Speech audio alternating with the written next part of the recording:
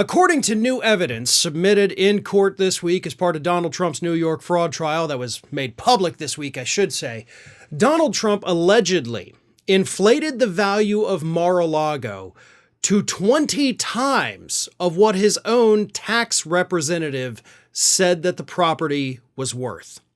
Here's what happened. You had VP Raymond Flores, who in the year 2020, Donald Trump's last year as president, signed a waiver agreeing with Palm Beach County's tax assessment that Mar-a-Lago was worth $27 million.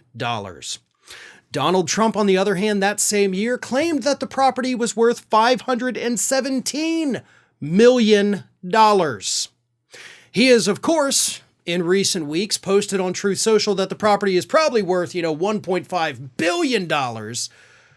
But his own vice president, Raymond Flores, agreed with the tax assessment from professional tax authorities and said, yes, Mr. Taxman, that property is only worth $27 million. This is not the first piece of evidence to show that Donald Trump has clearly lied about the value of his properties. We know, according to recent evidence that has been made public, he lied to secure loans for his golf courses. He lied about other properties, lied about the square footage, lied about all of this stuff. So the question is, why is that not the biggest news coming out of the New York fraud trial? Think about it for a second.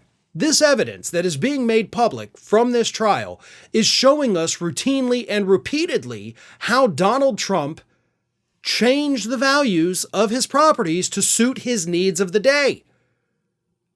Why is that not the biggest news? Well, it's obvious. Because so far the biggest news coming out of Donald Trump's fraud trial has been his reactions to everything on Truth Social.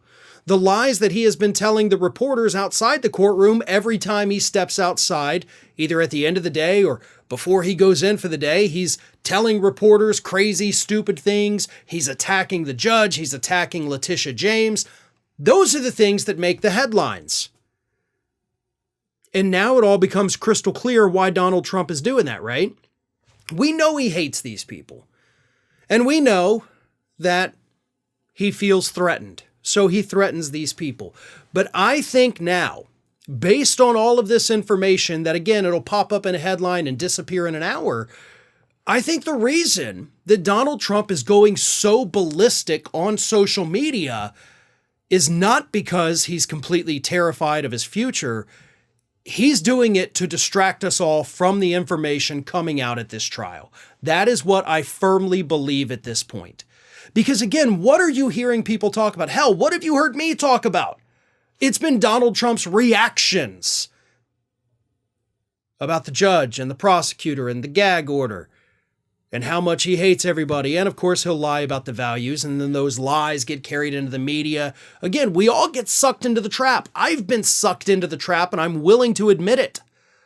But he's doing it intentionally, and he's doing it to distract us from the horrible evidence that is being presented against him. Because that's the part that, we're all kind of forgetting about, right? This is still a trial.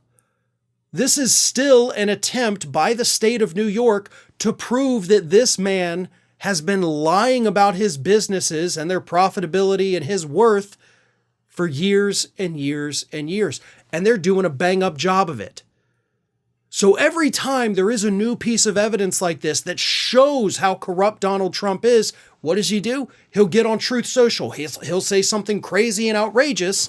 And next thing you know, that is what has captured the news cycle instead of the fact that he overinflated the value of Mar-a-Lago by 20 times what it was actually worth.